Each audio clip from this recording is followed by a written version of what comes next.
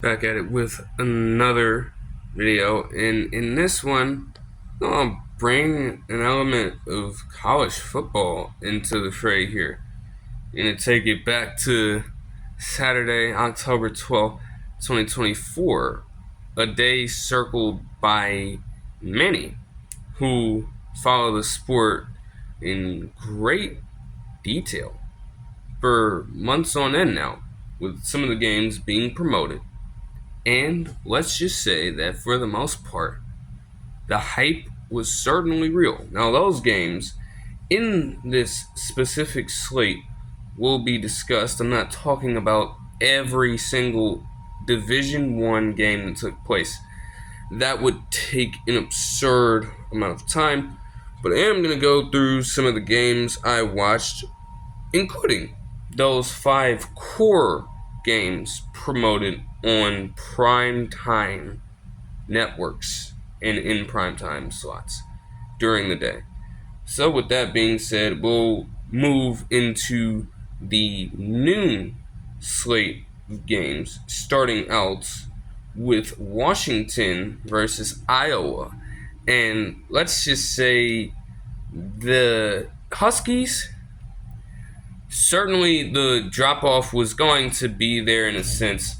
You lost a lot of talent over the course of the offseason to the draft. Obviously, Michael Penix Jr. wasn't going to stay there for another year. You lost some quality O linemen like Taliesin Fuaga, like Roger Rosengarten, and others, as well as some good pieces in the trenches also.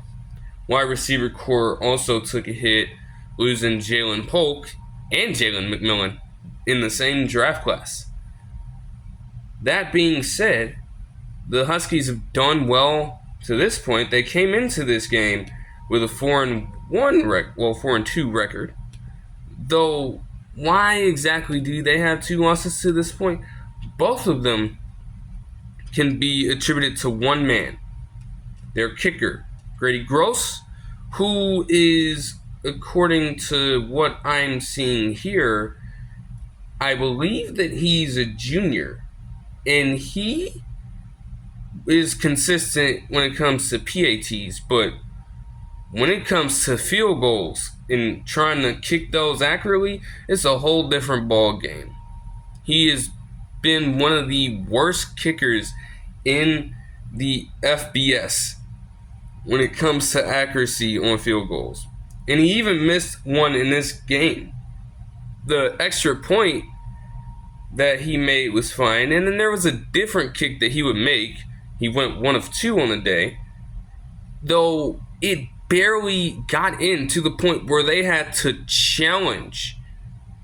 They had to bring it to the review booth to see if he actually got it in or not, and it just barely did before getting past the flag in the back of the fucking goalpost. Like Washington, if he doesn't miss as many kicks as he did, these have literally been the difference between them losing these games and them winning them. They could have been 6-0 before this point. All things considered, Iowa somehow managed to just blitz them from the very jump. Like, their defense in the first half, credit to the Huskies and Hawkeyes, they were doing their best to keep each other on their toes, but they would walk into halftime with a 20-10 advantage over Washington, and from that point, it just got bad. It just got real bad. They finally showed some effort to score a damn touchdown, but it was too late at that point. I mean, you can get your Specatcle quarterback, Williams Jr., not too familiar. Yeah, Damon Williams Jr. I'm not too familiar with who that is, but you know it's bad when you're bringing in second and third units of a football team in a situation like this. And while all of that is going down, their defense got them in trouble as well. They could not stop Caleb Johnson, the running back from Iowa. They couldn't stop him. He ran rampant. Cade McNamara did not have to do much of anything, though weirdly enough, they showed a graphic as I was watching it on Fox. It said that he had gotten his first touchdown pass against a team in a Power 4 conference in 3 years. And the last time he did this was against Iowa when he was playing for Michigan. You're allowing an offense that is just virtually non-existent for most of the football season. Drop 40 points on you again for the second time this season. This is the first time for Iowa doing that since 2020. But Caleb Johnson contributed 21 rushes, 166 yards, in 2 different touchdown runs, including a 53-yard scamper. They just decided to abuse his capability, and Washington could do nothing about it at all. McNamara only had 108 passing yards and 2 touchdowns, while completing only 57.1% of his passes. Meanwhile, Will Rogers III, who took a long time to make up his fucking mind as to whether or not he wanted to come to Washington in the first place. Because if y'all remember, the transfer portal earlier in this very year, he was contemplating staying at Mississippi State or going to Washington, and this man just kept fucking flip-flopping. But he finally made the damn choice to go and give the University of Washington a shot. He contributed 195 passing yards, a touchdown, and threw an interception in the game, while also completing 64.7% of his passes. Jonah Coleman would be the leading rusher for them with 9 rushes for 80 yards. Some of that is garbage time because it felt like when they needed big plays, their offense just couldn't get it to them. And that can also be attributed to Iowa's stout defense. They always have that. If nothing else, you can always rely on them to get to work in those trenches and lock up in the secondary. Kirk Ferentz has also become the second most accomplished coach in Big Ten history. He has 200 wins, only behind Ohio State's Woody Hayes with 205 in the conference. What a turn of events. I mean, you'll take it if you're Ferentz at this point. Like, that is a great name to be alongside when you're talking about history, when you're talking about greatness. The thing with Ferentz is just that the play in one way or another is not sustainable enough to win a championship, which he has not. While Woody Hayes has garnered several over the course of his storied coaching career with the squad. Moving on to South Carolina versus Alabama. Not a game that had a lot of attention prior, because you would have thought that with the way Alabama started out their season, they would smoke South Carolina. However, they were coming off of last week's loss in a 40-35 bout at the hands of the Vanderbilt Commodores. I don't know if morale just deteriorated afterwards, because the way they started out the game, like, they got a touchdown on the first drive, but they just stalled out. They were getting to Jalen Milroe with a relative ease as they sacked that man so many fucking times. He's just consistently hitting that motherfucking ground, bro.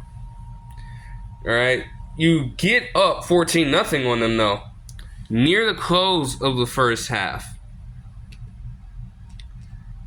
And then they end up scoring a touchdown as they would have Sellers get a touchdown pass to Bennett. Not too familiar with who that is.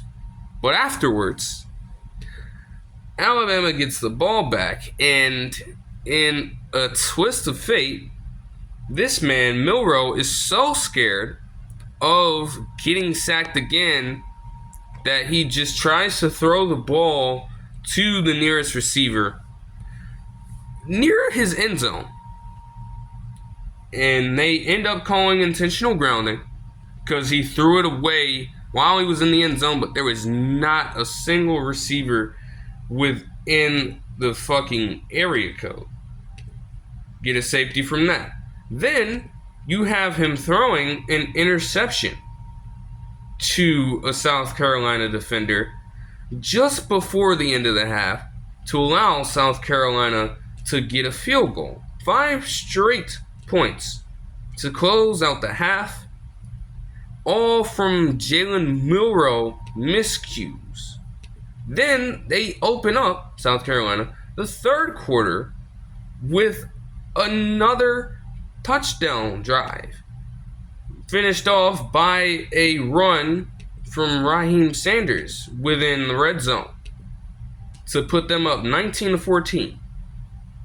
It would take Alabama putting up 13 consecutive points, 2 field goals, and then a touchdown pass to Jeremy Bernard with a 2-point conversion to have a 19-27 lead at the tail end of the fourth quarter.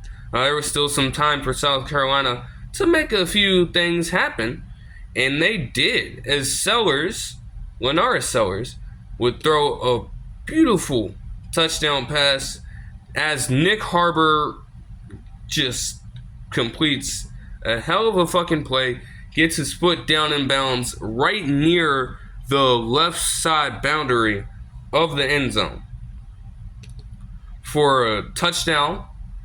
They did not get the 2-point conversion, and at that point, one would assume that the game was going to be over and done at that point. Nope. They would go for an onside kick, and by God, it would touch the hands of at least 3 to 4 Alabama special teamers before being recovered by South Carolina. All they needed was a field goal. They had favorable position to make it happen, too. However, they would get, sacked and just have a lot of fucking time just waste away off of the clock. They needed a bunch of yardage in such a short amount of time. But Lanaris Sellers said he wanted to be the hero. Turns out that didn't fare out too well for him. He would throw an interception on third down to an Alabama defender who I'm not too familiar with this Jackson dude is, but let me get this right before I say what I'm about to say, because this man right here, Damani Jackson, almost pulled off the dumbest shit imaginable. Okay, now maybe because I have heard something where there's a rule about momentum inside the 5-yard line, or the opposing team's 5-yard line, after a red zone interception. If you run it into the end zone, the opposing team's end zone, after that, if your momentum's carrying you in there, it's not going to count as a safety or anything if you were to get stopped back there. At least not in college. Still, the fact of the matter is, this man was actually contemplating taking a fucking knee in the end zone. And it could have potentially been a safety. Or if they get someone down there, Nick Harbor was just waiting to make a move. You let somebody else get down there in enough time to potentially strip the ball away for you, it becomes a touchdown for the other team. Why are you still in the end zone at that point? Trying your hardest to stay in there. You get out of there as fast as you can and just take it and move on. to close out the game. You don't even leave that shadow of a doubt in that moment. That just completely shocked me. Like, I can't lie to you. Nonetheless, Alabama comes away with a narrow win. I don't think that they can be too proud about it, and hopefully Kalen DeBoer decides to say something about it, like a loss to Vanderbilt, of all schools, a close win against a team like South Carolina. Really? Not the Alabama that so many people around the country know of when it comes to their football prowess. I mean, Jalen Milroe struggled. I don't care if he had 3 total touchdowns. Man had 2 picks. Obviously, gave up a safety. It's, like, shit, man. His Heisman odds may have certainly taken a hit with a game like that. But I suppose when they needed him to come through, he did. That's really all you can ask for. Jeremy Bernard averaged 22.2 yards a catch. Had the aforementioned touchdown and 89 receiving yards. Ryan Williams, at the very least, he extended the very drive that would win the Crimson Tide the game, but he only had 4 catches for 32 yards. They weren't looking to go to him a whole bunch like that this game. Maybe they should have. But I guess that's credit to South Carolina defense for holding down the fort and making sure that he could not be the game breaker he has been and just completely take it over for them. Lennar Sellers had 238 passing yards on 74.2% completion, 2 touchdowns and a pick. Raheem Sanders would finish with 78 rushing yards and the aforementioned touchdown. They've consistently switched between Sellers and Robbie Ashford for specific rushing plays. I don't know why the fuck that is. Like, even in the LSU game earlier this year, they would have Ashford play a very high amount of snaps. And it's like, bro, you can have good quarterbacks like that, but that kind of game you're playing, just trying to ride the hot hand like that, or just consistently switching them out, how do you expect either one of them to get going consistently enough to lead you to at least an SEC championship appearance, or at least like get relatively close to it? I don't know if South Carolina will be the team to do that. They are on the path of being bowl eligible, so that definitely matters, if nothing else. Moving on to Clemson and Wake Forest. In this one, Wake Forest just got absolutely trounced, bro. I don't really know if there's a lot of notable things to talk about here. You got a 35-point blowout on your heads. They were playing this game in North Carolina, too. This is at home. And you let Kate Klubnik go to fucking work. 3 touchdowns, 309 passing yards, 31 of 41 attempts. 75.6% completion percentage. Some random quarterback, I'm not too familiar with who this backup is, Antonio Williams, their damn wide receiver, was able to step in and complete a pass for a touchdown. Who did he end up throwing this touchdown to? Let me go ahead and see if I can find this. The fact that you can have someone do that to you in a game, at that point, it was over before y'all even got anything remotely started. They went back and forth a little bit in the first half, had a 28-14 lead.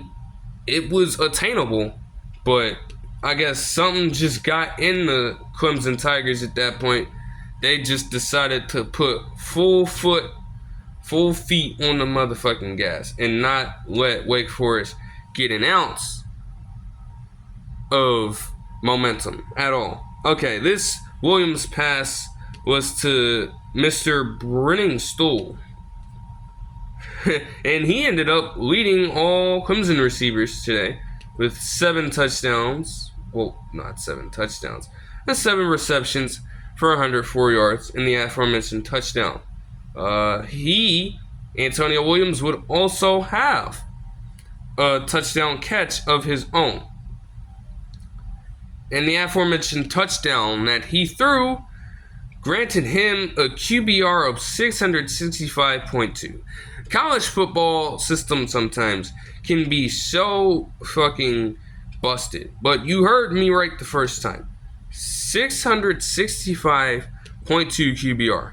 In what universe is that even remotely possible? Like, everybody will look good in college. Y'all doing some stuff like that.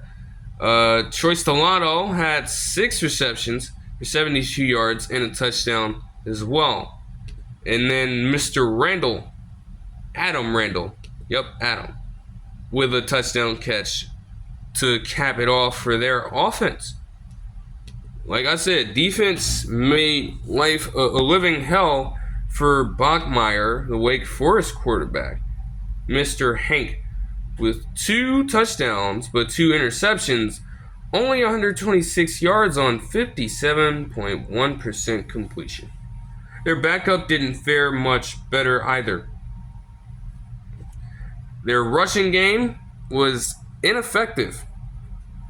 And especially if they were going to come out throwing the ball in the way they did, they at least needed their running game to keep the defense honest. And for a decent portion of the time, their passing was doing well enough with so little to end up making life a little difficult for them early on. I mean, you had a touchdown from Horatio Fields. Yes, Horatio. And a guy named Frog. Michael Frog, the tight end. But again, they finished the day with 87 rushing yards on 3.1 yards a carry.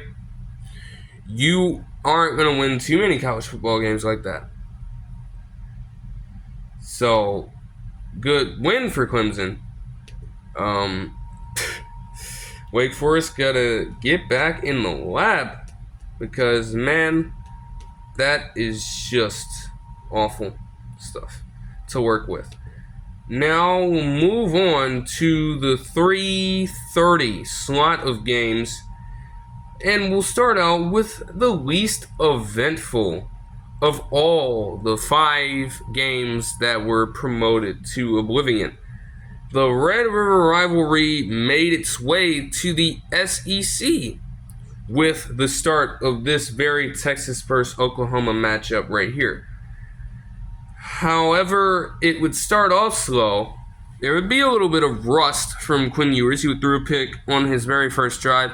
I wasn't making too much about it. Man hadn't played football in such a long time. It was going to take a little bit of time for him to get some things going. But, hey, by the end of it, it's safe to say he's right where he needed to be for this team. The Sooners would follow that up with a missed field goal. And then you got punt after punt after punt until the Sooners, would score a field goal at the very end of the first quarter. You want to know how bad this got? The game ended with a score of 34-3. Oklahoma did not score a single point after the first quarter and gave up 34 unanswered points.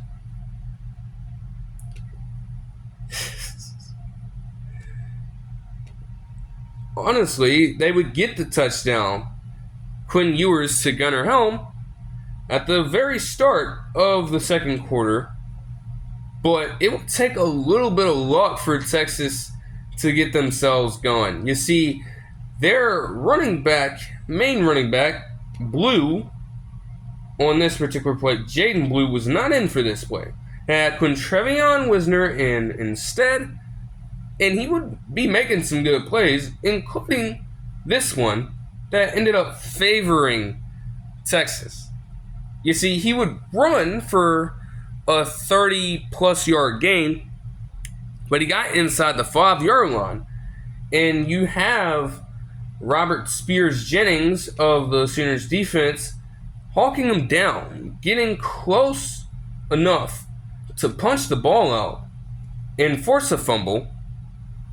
Exactly what ended up happening. Only there would be a player on Texas trailing so far behind because he thought that the play was just set for the most part. Still, he thought, hey, just make my way down there anyways. Maybe I can celebrate with Wisner on such a good play, right? Turns out that they needed him to be down there. The defense was so slow getting to the ball, but the bounces were favorable enough for one Silas Bolden to trail all the way from at least the 30-yard line, sprint down there, and recover the fumble in the end zone for a Texas touchdown. The Sooners followed that up with a fumble of their own, and then the Longhorns would get another touchdown, a clean 43-yard run for a score by Wisner again, redeeming himself and actually nabbing a touchdown on the box score. Texas would miss a field goal at the end of the half, but that really wouldn't come to matter by that point. The Sooners just gave out completely, and announcers were even questioning the, absence of Jackson Arnold in this game. They thought that if the Sooners were going to continue struggling in the ways that they did, they probably should have given Jackson Arnold another chance. But honestly, after seeing that, they let Michael Hawkins Jr., the true freshman, continue to play, despite him throwing only 19 of 30 for 148 yards, no touchdowns, some miscues, and in terms of sacks too, he was getting pressured to oblivion. He would finish the game with 20 rushes. Again, some sacks will count as rushing attempts for the quarterback, and 27 total yards. Taking into account that some of these yards were probably lost in the result of a large deficit of yardage due to getting sacked in the backfield. That's atrocious. They must really hate Jackson Arnold, though. He did so bad in Oklahoma's SEC debut against Tennessee that they just said no more. Not a lot to talk about for Oklahoma, other than the fact that Brent Venables might seriously have to reconsider just what the hell he's doing out there. Like, I was thinking that Hawkins would turn this into a kind of Caleb Williams game. Because no, Caleb Williams did not come into the Oklahoma-Texas game starting as a true freshman, but he did get subbed in for Spencer Rattler, and we all know what would happen from there. One of the better displays from a true freshman quarterback in college football history. And his breakout debut. That did not happen for Michael Hawkins Jr. here.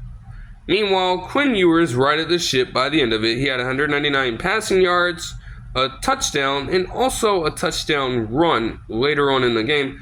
Wisner would finish with 13 rushes for 118 yards and a touchdown.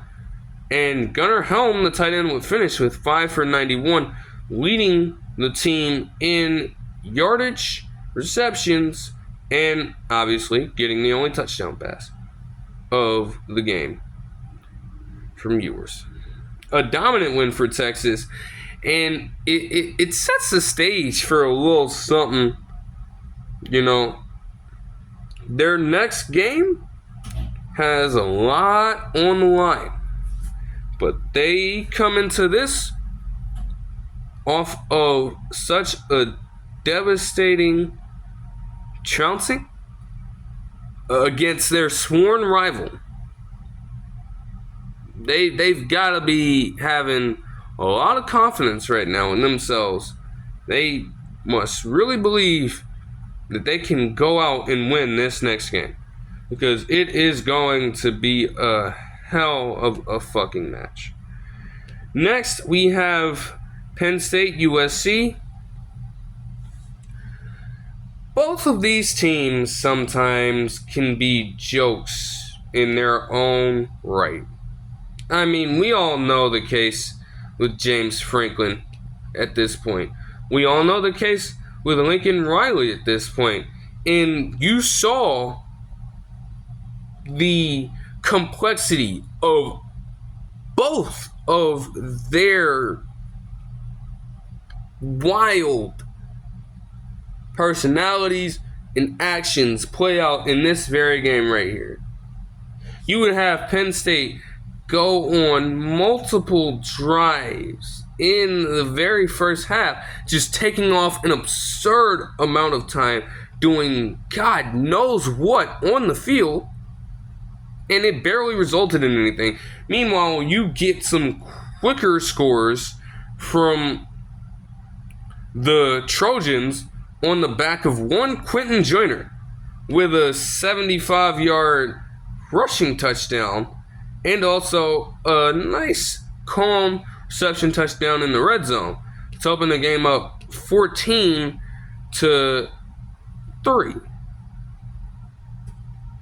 Even then, they had a chance to compound on that even further. Drew Aller did the Drew Aller thing and threw a nice, clean interception to the defense. But they would lose 2 yards on their next drive and only settle for a field goal. Like, you're going to have such favorable field position like that? You mean to tell me you only come away with a field goal? You have to do more there. They would both get another field goal for their teams on the board before the end of the half, as the USC Trojans would be up 26. At that point, starting off the second half, Penn State would activate one Tyler Warren, which they'd been doing the whole game.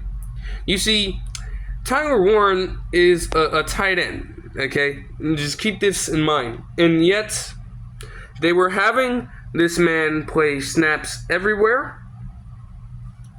But as far as the first drive goes, he scores a touchdown. Mossing the shit out of USC safety. The acquisition of that new DC ain't do shit because their defense is still porous. And then the Nittany Lions would respond with another touchdown by Katron Allen, though for the most part he relatively struggled for his standards in this game. Can't even lie. Then you get another gift from Drew Aller to Mascarenas Arnold of the USC defense for another favorable drive that resulted in a field goal, not a touchdown like one would want. Easton Mascarenas Arnold had to be pissed off at that point. Alright? They tie it up at the start of the fourth. And then USC would respond with a touchdown caught by Kyron Hudson. The Nittany Lions would then respond back. Drew Aller would somehow convert multiple fourth downs. Julian Fleming, former Ohio State Buckeye, also getting involved in one of those. And he would throw a touchdown pass to Nick Singleton, who struggled in the rushing game, but was fairly effective in the receiving game, and effective enough to help them tie up the ball game. After that, picks were thrown by both teams to close out regulation. Then USC, which honestly, this development is going to be an underlying theme for most of these games right here, And I did start off this video by mentioning Grady Gross in the first place. USC gets the very first possession in overtime and loses 3 yards. They would go on to miss the fucking field goal. Michael Lance, one of the more accurate kickers in the country, misses it. The Nittany Lions at that point, all they needed is a score, and they played exactly like it. Getting a nothing burger to Katron Allen, getting a damn out route thrown to Tyler Warren once again, and getting a relative Drew Hour run for just 3 yards to just kick the field goal and end it on the back of Ryan Barker. I mean, by the end of the game, it was certainly a good one, but it was so sloppy, okay? It should not have gotten to that point if you're USC. I mean, everything went right for the most part. Miller Moss had a decent game, 220 passing yards, 2 touchdowns, a pick on 58.8% completion from the field. Woody Marks had another 100-yard rushing game, getting some solid runs with some hesitation.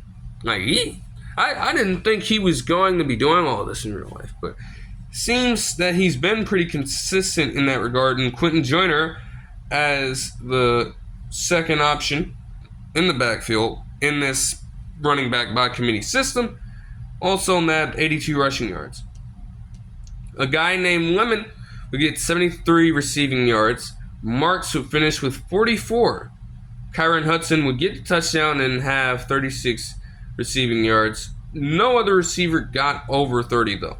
Deuce Robinson would be the closest with 25 receiving yards. They should have involved Zachariah Branch a lot more than they did. And granted, they were trying, but 2 receptions for 6 yards.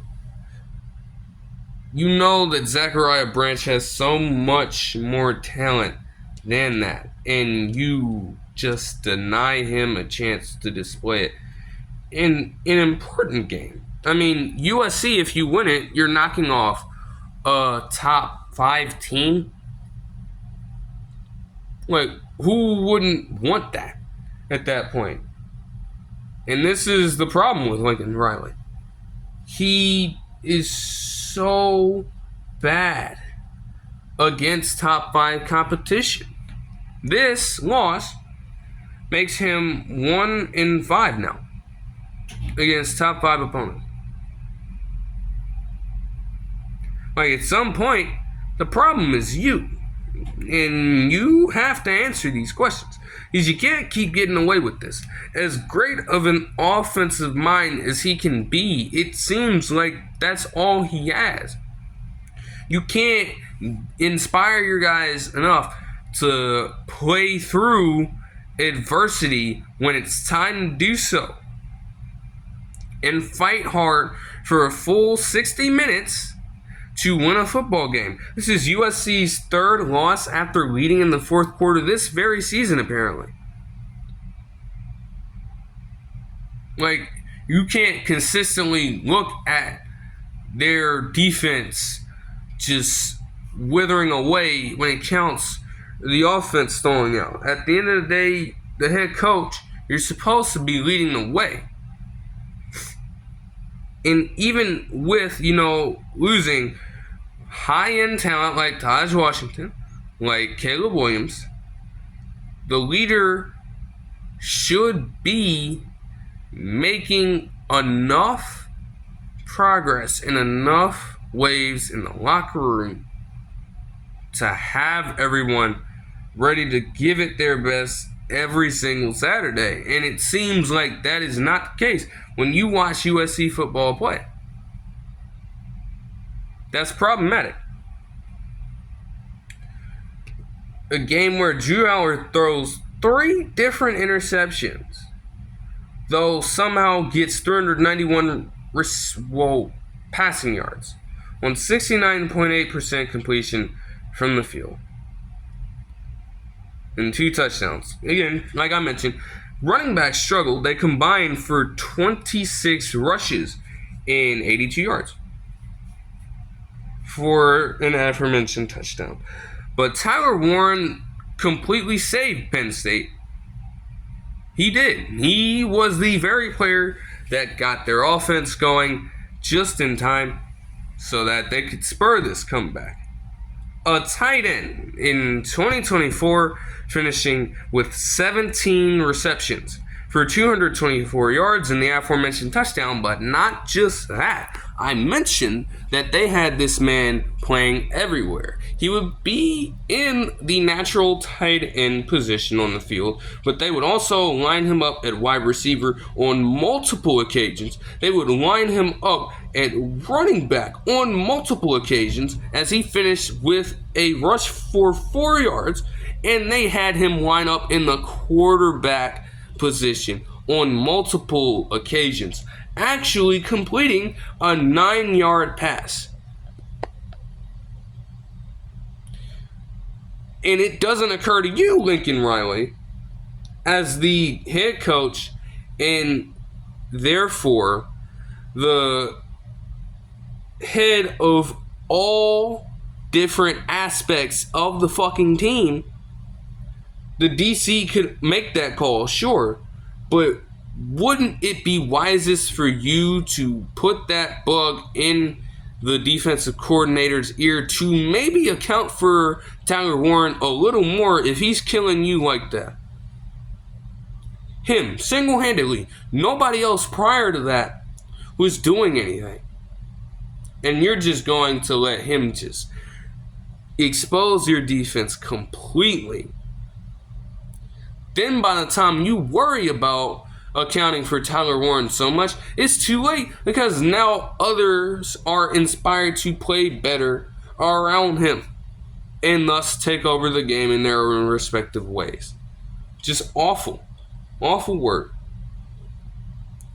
A decent win by Penn State, but again, once they face a good defense that can account for Warren greatly and neutralize all other aspects of their team, they're going to be screwed. Best believe. This is not consistent for them.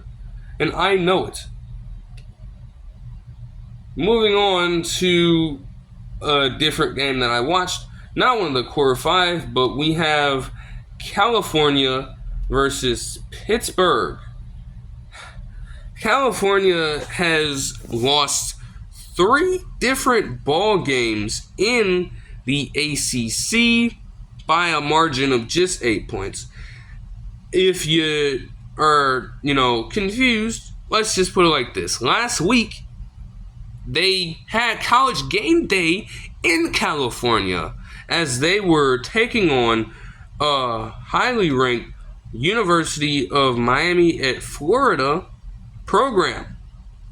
And they would lose that game 39-38 despite having a double-digit lead. Insanity on that part. There's just no way that happens. You get more of the same here. Credit to Cal's defense. They kept it close against a Pittsburgh team who has been largely successful to start out the season under their newest head coach. And apparently he's done so well that he is second in all-time victories at Pittsburgh.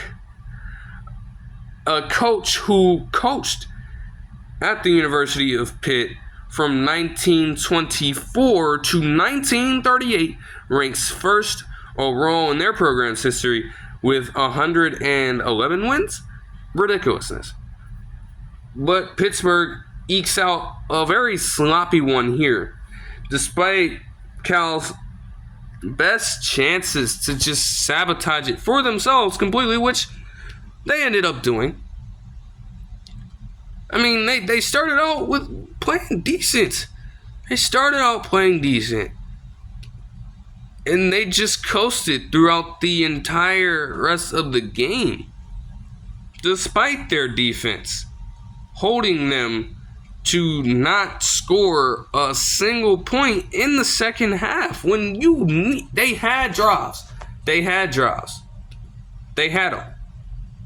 them. Their quarterback was struggling.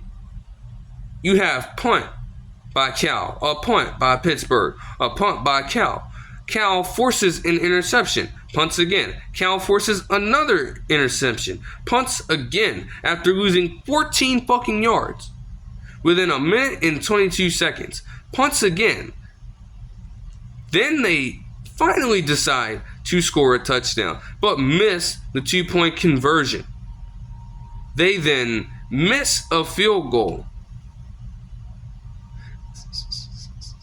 They miss the potential game winner. Force Pittsburgh into another punt, turning over on downs to close out the game. Ridiculousness. Poorest offensive play. Shitty offensive play. Like, in what world, man? The tight end Jack Injuries would finish with 8 receptions for under 19 and a touchdown for Cal. Mendoza finished with 272 passing yards and a touchdown on 73% completion, but his ass was taking sacks all day long. 10 rushes, some of them sacks, for negative 34 yards. Ridiculousness. I can go to Pittsburgh right now. You have one player with 3 sacks, another player with 2. He was hitting that fucking turf. 6 overall sacks. And, even with the 73% completion, he was feeling that pressure all day. Forced him into some very errant decisions at the end that ended up costing them by the end of it. Holstein, to the Cal defense credit, had 2 picks of his own, only completed half of his passes, and finished with 133 passing yards. Outside of a long run, a 72-yard touchdown by Desmond Reed of the Pitt team, their offense didn't do much of anything. But he contributed the most while getting another touchdown run with 120 overall yards and 16 total rushes. No single receiver of the Pitt Panthers squad had over 40 yards receiving. Mumpfield would finish with 37. Everything that could have went right for California did. And they still could not find it within their souls to just close it out. Man. Next, we have Arizona in BYU. Tyrod McMillan time. But they did their best to guard him. And honestly, on some plays earlier in the game, he was getting active out there. He would only finish, though, with 5 receptions for 78 yards. Definitely a game where he could have done more. But, shit. Outside of McMillan, in some cases, man, and Quali Conley would also score their first touchdown of the game. Well, not even their first touchdown of the game. He would get one later, as Montana Lamonius Craig would actually be the one to put them on the board first. After that, everything slowed down completely for Arizona. Though their defense, by the end of the half, they had them within 7 points. They had the chance to go out, start the second half, and mount a drive together. Nope. Took one play. It took one play for Noah Fafita, throw an interception, get Arizona in the red zone, and after that, score a touchdown. Fumbles on the very next drive. Fafita. Again, as they would score again with a field goal. 24-7 at that point. And then the third quarter would end with a 27-10 deficit. While Arizona would get a field goal, again, at that point, you need touchdowns on the board. And on the very next drive, BYU would do just that. Like, if you were just going to play uninspired football like that, Arizona didn't stand a chance. I mean, BYU was just doing whatever they wanted. Take this. The wide receiver for BYU, Mr. Kingston, Parker Kingston, would throw a touchdown pass. Beautiful touchdown pass. Like, this window that he fitted in was just wild. Like, there was a defender waiting. If he throws that seconds late, that's a deflected pass. That's a potential interception. He threads the needle so greatly. And it just makes for just a complete display of magic, to be honest. He gets that to the running back, L.J. Martin, for a touchdown, then scores a touchdown of his own through a reception. Only 2 touches, only 53 total yards, but 2 touchdowns. Just simplistic, did enough to get the job done for BYU in this game. L.J. Martin, well, again, finished with that aforementioned receiving touchdown, but also had 11 rushes for 49 yards and a touchdown catch. Jake Retzloff would finish with 56.2% completion, 218 yards and 2 touchdowns, and Lassiter would lead all receivers in yardage with 86 during this game. BYU is off to a very successful start, one of the best in their school's history, and they have a new head coach. Again, credit to him. He's definitely got those guys, unlike some more established coaches out there, ready to ball out and do whatever it takes to win on any given Saturday or Monday or Wednesday or Thursday or Friday sometimes. Ball is life. Meanwhile, Noah Fafita, 4 total turnovers, only a single touchdown through 52 passes, completed only 50% of those, had 275 yards. Struggled completely. It just did not pan out well for those guys. 4 different field goals.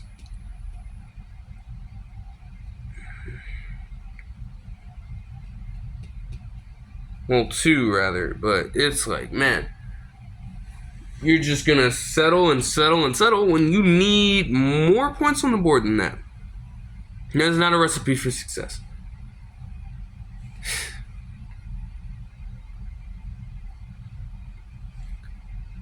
New Arizona head coach is definitely going through it, because the other one is definitely thriving elsewhere right now. Honestly, that might be an understatement. But fuck it, man. Alright, now to get into the 7 to 7:30 slate of ball games. You have Florida and Tennessee to start out. Now, Tennessee is obviously coming out of this one feeling a little... I honestly think they may be a little proud of themselves. But it was a must-win. They couldn't drop back-to-back games against SEC competition. Obviously, again, they beat the true freshman Michael Hawkins and the Sooners. But they would then lose last week to the Arkansas Razorbacks in a close defeat, where their offense faltered completely. And to start this game out, their offense did more of the same in that department. I mean, even with Florida, which I'll get to in a second because they have some issues to sort out themselves. But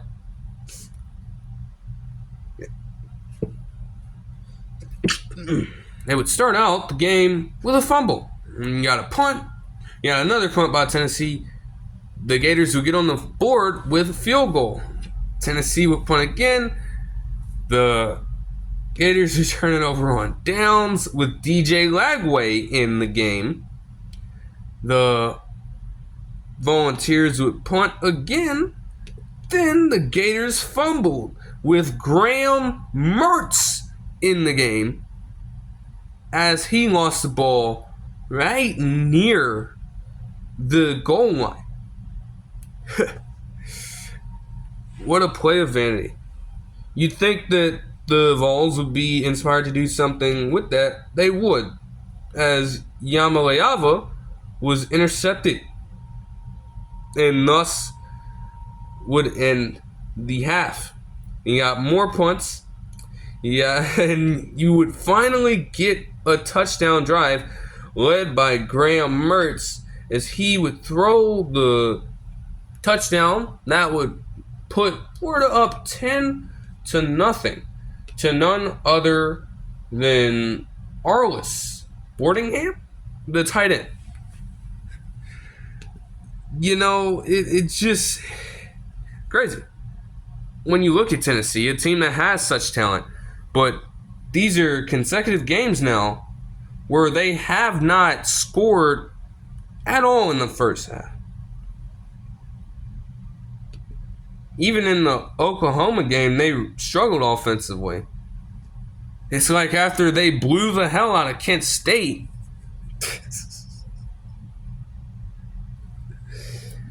man, that blowout against Kent State, man. After that point, like they just lost all will to try, really.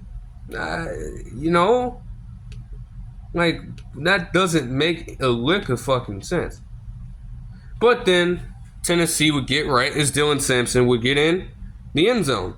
Then defense would force another interception, this time on DJ Lagway, and then would respond with a field goal. Fourth quarter up until later in the game, you got like really would get really like contested at the very end of the game. You would have another Dylan Sampson touchdown run, a few punts, but with just under 2 minutes and 30 seconds to go, the drive of glory would begin for the Florida Gators. DJ Lagway being the leader of the charge, and he would throw the game-tying touchdown pass with just seconds left on the clock to the leading receiver for Florida, Mr. Shimere Dyke, for 27 yards, and we would head to overtime from there. Keep in mind, too, that Florida, with DJ Lagway leading the way, would start out the overtime period. And their kicker missed. Yet another kicker in a clutch time scenario on that Saturday, missing everything. And they would go on to lose the game as they would run and run with Dylan Sampson until he was in the end zone and Tennessee effectively escaped with their whole bodies.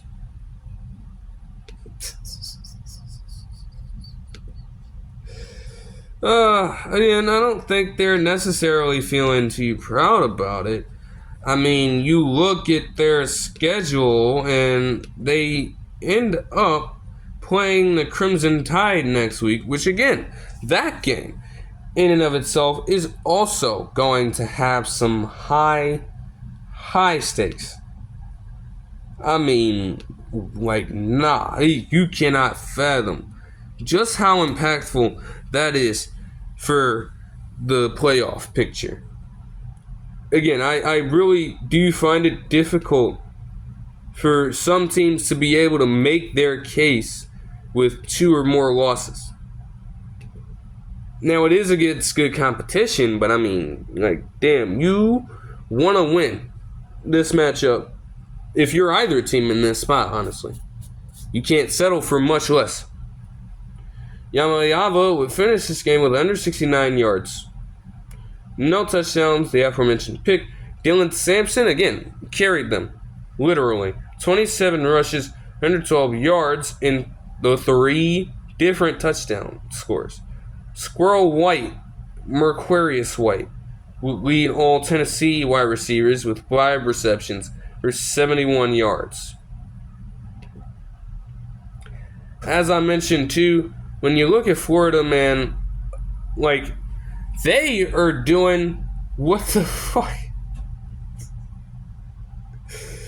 Oh, man. They are doing what the hell South Carolina's doing times fucking 15. Every single game, it seems like they're trying to get Lagway and Mertz to split time. Now, both of them threw touchdown passes, and Lagway threw a pick while being way less accurate in this game. But how do you expect either Mertz or Lagway to put enough together? Because Florida, when you look at them right now, they're just trying their hardest to get in bowl contention because their program as a whole has fallen off a cliff this season alone. You are 3-2 coming into this, 3-3 after this. You're trying your best to be bowl eligible. How the hell do you expect one of them to string together enough wins to get you to that milestone if you are not giving them enough reps game in, game out to make something happen? Like, why? Just stick with one throughout the course of a full season and see what they have. At this point, though Lagway is in a lower class, I mean, shit. You would think that before this point, Mertz would certainly get to go, though he's not all that trustworthy or all that good, really, to be starting for you that consistently. But he has the seniority, so why not roll with him for enough time to see if he can establish something? Now, at this particular point, from what I'm just seeing, as I click on DJ Lagway here, according to different sources, they expect Lagway, who is a freshman, to start at quarterback for the rest of the season because Mertz is out. So I'll be damned that they find a way to continue alternating between different quarterbacks. Mertz is out. Lagway should have to go the rest of the way. Even if that is being said there, is the coach going to follow it in real life? He'd better for his sake. Because why? Let him establish something for you. Because chances are that unless he decided to transfer for some reason, he'll be the guy for the next few seasons or so in Florida. So you may as well give him a chance to lay the foundation early so he can come into the very next season having built something there to learn from and, compound off of into a more successful 2025-26 tenure. Their running back had 12 rushes and 85 yards, Montreal Johnson Jr. No other rusher for them would get over 30 yards. Kind of atrocious in that regard, but hey, Johnson has some capability of making things happen. Maybe they should have leaned into him a little more. Either way, though, they made it close enough to where I guess, you can argue that they played as best as they could. You would have loved to see more, though. I mean, all those damn punts, it's like, shit. Next, we have none other than the premier game here in Ohio State and Oregon. And, man, the people, whether you're an Oregon fan or an Ohio State fan, like myself, one can say that they got what they asked for. The hype was real. The first half, chaos. Good kind of chaos, but chaos. I mean, you have the very first drivers, so having some controversy is Will Howard would end up completing a pass to Will Mark, but on the review, it looked as if Bassa, the defender, picked it off. He likely did, but smartly, the Ohio State players get back to the line just in time before they even consider reviewing the play, keep the drive going, and they later score a rushing touchdown with Will Howard to open it up. Then, they would force the Oregon offense into a punt before Judkins got manhandled by an oncoming D lineman and strip fumble in the backfield. The Ducks would end up scoring a touchdown with Jordan James, their premier running back. And I thought, because again, in real time, I had thought that they were just straight up trying to go for a 2-point attempt with a fake field goal try. Nope. Holder just bobbled the snap completely, and they would be down 7-6 still. Lathan Ransom had a hell of a chance to return it for a 2-pointer, but it wasn't meant to be. The Ohio State offense was sold on the very next drive before Atticus Sappington missed a pretty attainable field goal, if I'm being honest. All right. Then you have the Ducks getting a touchdown pass to Evan Stewart as Dylan Gabriel, started off his complete aerial assault on the Ohio State defense. They would try to go for 2 again. They would not get that shit, though. Then, I don't know if this is intentional or not, but a kick would hit an Ohio State special teamer. He wasn't expecting it, so naturally he jumps, and the Oregon special teams unit just falls on the ball, recovers it, starts a drive in great field position, but Ohio State defense holds strong, allows just a field goal. And then their offense comes out with Will Howard leading the charge and responding with a Quinshon Judkins touchdown run. Multiple fourth drives have seen Quinshon Judkins be looked at in the ace formation, where he roams over as Will Howard snaps the ball and rotates to the right side of the field, handing it off, letting Judkins go to the left, and getting some nice holes to run through, resulting in first downs more often than not. The efficiency with which Ohio State has converted fourth downs over the course of the year would be one of the highest in the nation, and granted, it is. But it also happens to be within the bottom half of the Big Ten. Goes to show how much the Big Ten values the short fourth down opportunity. Everybody seems to be able to convert it more times than that. And the Quinshon Judkins touchdown run would come later. Or actually, no, I'm getting mixed up myself. Would be on the drive that put him up 14-6. What the hell? Ibuka would get the touchdown catch. But touchdown catch, a bomb would be thrown to none other than Tez Johnson, who before this specific drive to put Oregon up 22-21, relatively quiet, but a 48-yard double move on Denzel Burke completely lost him. And Tez Johnson was able to catch the ball in stride with enough space between him and Denzel Burke to make something happen.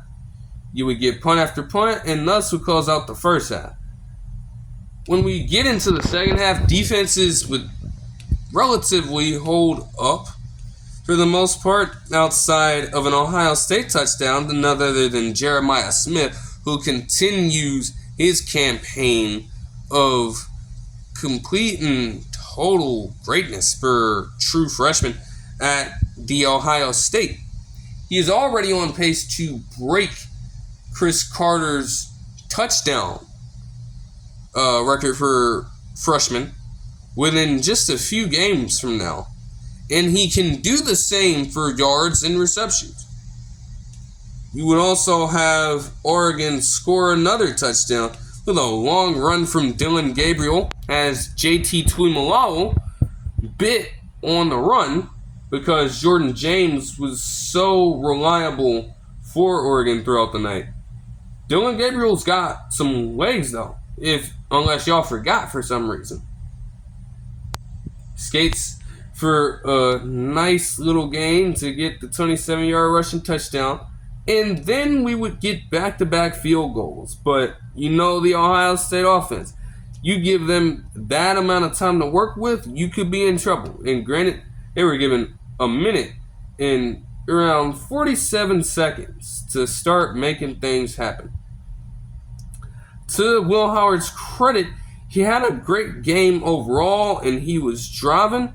Now they would stunt at around the 40-yard line, and they would get in a third and very long, very unmanageable situation that they did not pick up. However, there would be a penalty on the defense for having too many men on the field. They didn't call it that. They called it illegal substitution. But the amount of time left would stand.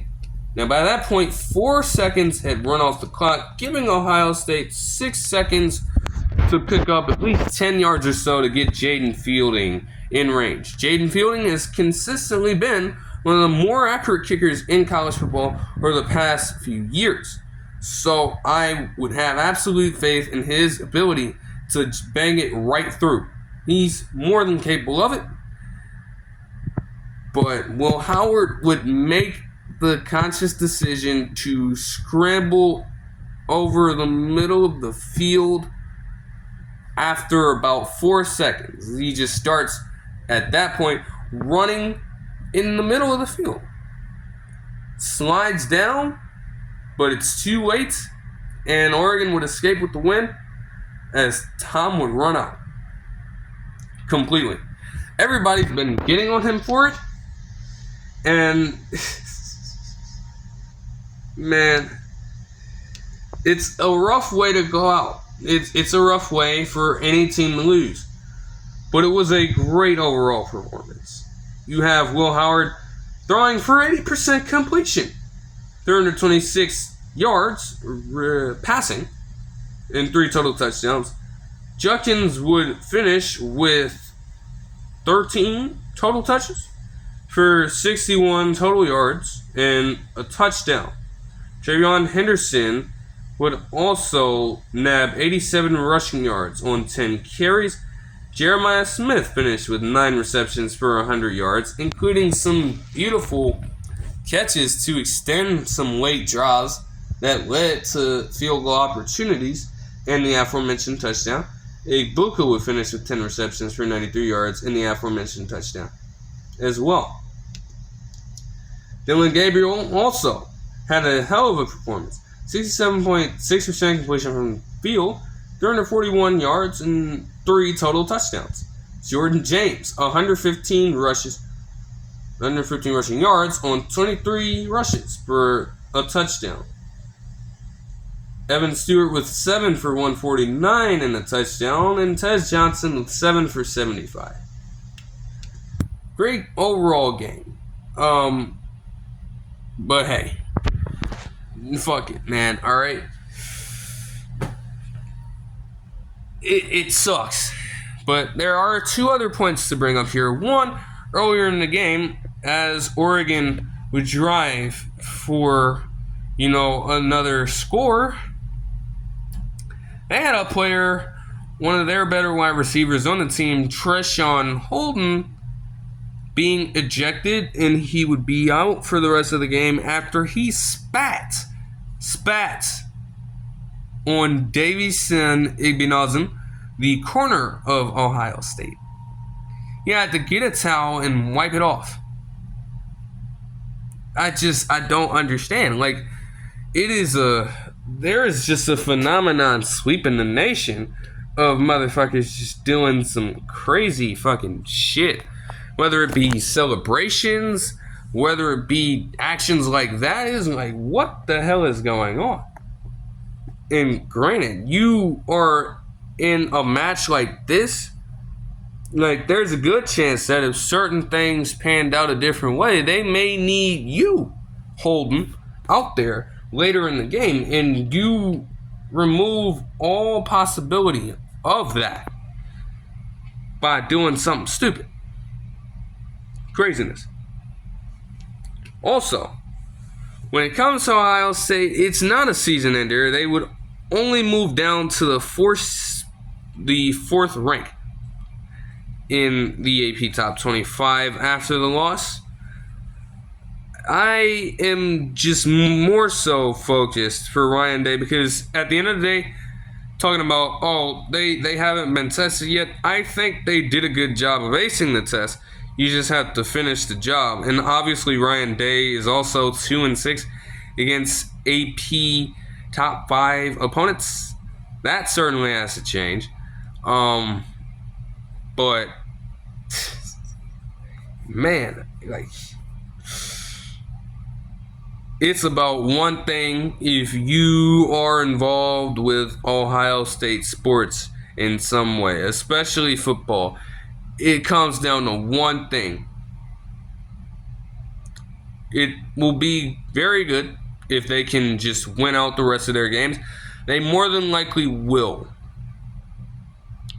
But you have to, if you are Ryan Day, beat Michigan at the end of the fucking season. That's what matters the most. Like, it has to happen. They need it. They there are no excuses. There are no excuses. This team, despite such a rough loss like that, is very fucking good. And Ohio State has had consistency in their roster overall, but under the tenure of Ryan Day, just have not been able to beat Michigan. They have lost 3 straight times to Michigan under his tenure. I don't even want to imagine what could happen with the team, with his career, with the reputation of all parties involved. If you lose 4 straight games to Michigan as an Ohio State Buckeye, man, that will be a rough development for many people to even digest, man. You cannot have that happen. That is what matters the most.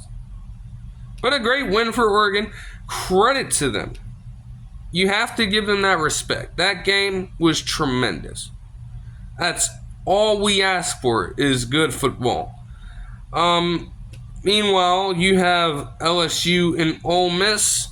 All I have to say about this game would be won 29-26 by LSU with a walk-off touchdown catch by Kyron Lacey from Garrett Nussmeier, who would finish the game completing less than 50% of his fucking passes, 43.1%, and throwing 2 picks. He threw 51 pass attempts doing all this, okay? Ole Miss could not afford to lose this game. And they end up doing just that. It didn't have to be that way. They were tied 23-23 with the Tigers in regulation. At the very end of the game, the last drive, before regulation, they had 27 seconds to work with and a timeout. At that point, you're thinking, if you're rational about it, that you can get a field goal out of this. You could pick up some plays over the middle, and you know that the clock will stop in these instances under 2 minutes in the second and fourth quarters. You know that the clock will stop, and you also have a timeout to work with. Why not try to go for a field goal or put some points on the board before the end of regulation to avoid even getting to overtime in the first place? I don't know. But Lane Kiffin would proceed to call some of the most passive plays imaginable. You run, and then you run, and then you run again before finally trying to pass and thinking that you can pull off the Hail Mary attempt of the fucking year. Jackson Dart proceeds to not even get the fucking pass off and get sacked for 4 yards. You go into overtime, and Ole Miss starts it out first, then ends up doing what? Scoring a field goal. You could have done that in regulation to win the game. Instead, you do it in overtime to extend the period and give LSU a chance to win the game themselves. They end up doing just that, and you deserve to fall down to the 18th rank in the AP Top 25, because it's exactly what would end up happening to them afterwards. Lane Kiffin is a full-blown idiot for that. There's no way that you manage the game like that. In that position, it was done. It was over with. All you have to do is try to gain yards, seriously, instead of just settling like a punk and running the ball. I don't care if you were averaging 4.4 yards a carry on the night and people would finish with 181. You try your best to throw the damn ball. You had success doing it for the most part when Jackson Dart was being smart with the football. I mean, 57% completion, an interception, but also a touchdown. And you had 2 100-yard receivers in Caden Lee and Trey Harris III. You don't trust your passing game at that point? You seriously don't trust your passing game at that point? Impossible. Impossible. Terrible work by Lane Kiffin. Iowa State in West Virginia, I would also end up watching at around the 8 o'clock slot of potential ball games. That was relatively uneventful. Iowa State, after a while, just decided they were going to turn on the afterburners. West Virginia played a lot of uninspired ball. They would lose this game 28-16. Rocco Beck started out finishing with 18 of 26 passes. He completed a good streak of his first few, though. We get a touchdown pass. Their running back would finish with 96 yards. One of their wide receivers would finish with 102 yards on 6 receptions. Garrett Green has been consistently struggling. I don't even care if he finished with 293 total yards. A single touchdown, 2 picks, and only 56.2% completion from the field. Not a recipe for disaster, especially when you factor in that some of these interceptions and such came on drives where they had opportunities to respond.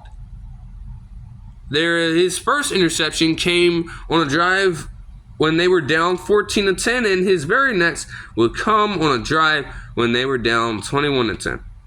That's such a good amount of potential points just being left on the board like that. Can't do that if you want to win ball games, bro. You can't. You can't. And Iowa State, credit to them, they were able to convert on both of those opportunities. Didn't have to do anything crazier than that to end up winning the game. So, credit to Iowa State. They are, they will have their ranking increase a little bit. Also, to cap off the last game that I watched, it was K-State, Kansas State, versus Oregon. Kansas State came into this one dropping their last match against BYU for some reason. Not necessarily saying that they needed to win this one, but of course they'd like to, right? And to their credit, for the most part, they played inspired ball. And actually, no, they would lose to BYU on the 21st, but they did have their last game against Oklahoma State, which, that's a whole different story. Oklahoma State is just a shit show right now. They won that game 42-20, obviously, and they would have a bye week after before playing Colorado tonight. Still, you want to assert your dominance against Big 12 competition. You didn't necessarily display dominance. First half was relatively quiet for both teams. K-State would enter the half with a 14-7 lead. Both teams would heat up in the second half.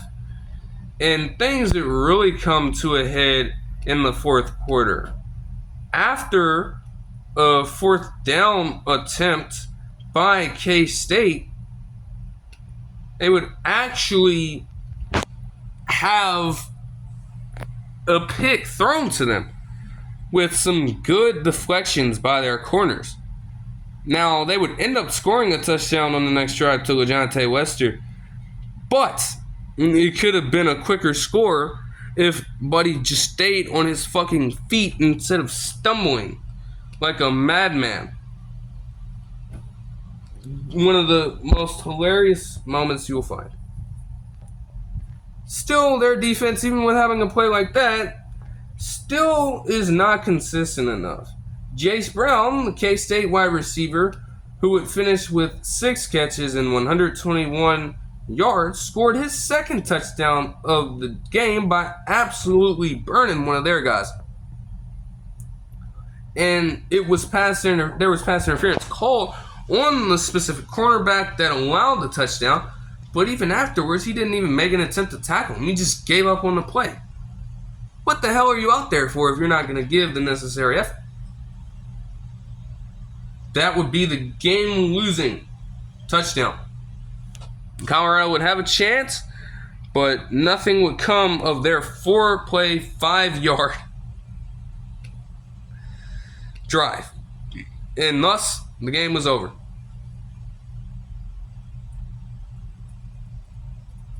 Now, Colorado fans are, honestly, it ain't as bad as last season. You've had some close calls, but you are, at this point, closer to, bowl eligibility. And you also have, at this very point, it's only week 7 of the college football season. You have almost the same amount of wins, if not the same amount of wins, by this particular point than you did all of last season. Despite, how many people want to hate on all the talking and all the social media presence that Colorado, has accrued over the course of time, this has been a relatively successful season for them so far. But you still want to monitor some of these injuries. Travis Hunter would go down with a shoulder injury. I thought that he initially lost his wind and got it knocked out of him, but no. Shoulder injury would take him out for the rest of the game. You're watching that. You're also watching injuries to Jimmy Horn Jr. and the stud wide receiver Amarian Miller on the outside, as he would go down and have to get taken off field with a cart. So, hopefully everyone can recover from all of those. Also, shout out to Dylan Edwards, by the way. Former Colorado running back last season got his revenge with a touchdown run and ultimately the win against them tonight, 31-28. So again, a captivating day of college football overall for most schools. And when it comes to those core 5 games that were promoted to oblivion over the course of the offseason leading up to everything, at least 4 out of 5 the Texas-Oklahoma game aside, were great, tremendous. And at the end of the day, an 80% rate of efficiency from that standpoint, I think that any, you know, like anyone watching a great amount of college football, or even if you're just a casual fan who's only watching at least 1 or 2 games a year, if you were one of the lucky few of your circle to have watched one of those games today, if it wasn't Texas and Oklahoma, you came away from it feeling pretty fucking good about what the hell you just witnessed. Some defensive shootouts and stalemates. Some great displays of offense overall. At the end of the day, only a team could win each ball game, no matter how much time it took. And shout out to some of the other games that I didn't cover too. Again, not covering everyone, but you had some great displays from this weekend overall. I mean, on Friday, you have Northwestern beating Maryland 37-10. You have Arizona State upsetting a ranked Utah squad 27-19 and making life for Cameron Rising a living hell. You had Ashton Genty maintaining his dominance against Hawaii on Saturday. You also had a game between a ranked Illinois squad and Purdue going for 49-50 shootout win, won by none other than Illinois late. They had to come back with a late field goal in regulation to force overtime. Got it done, and then went and did the damn thing when it counted the most. Purdue, from what I'm seeing here, they missed the goddamn field goal. No, they went balls to the wall. You were in overtime in college. You're forced to go for 2-pointers after you score on the second overtime. Purdue tried to go for it on the first, and fortunately for Illinois, they failed. Craziness. Army and Navy are both 6-0 somehow. Kent State would lose to probably the worst team in college football, in Ball State, in the eyes of some people. And they remain winless. a lot of shit happened. And some fan bases are happier than others. But either way, I hope you enjoyed this one. That'll do it for me. We'll see you guys in the next one. Peace.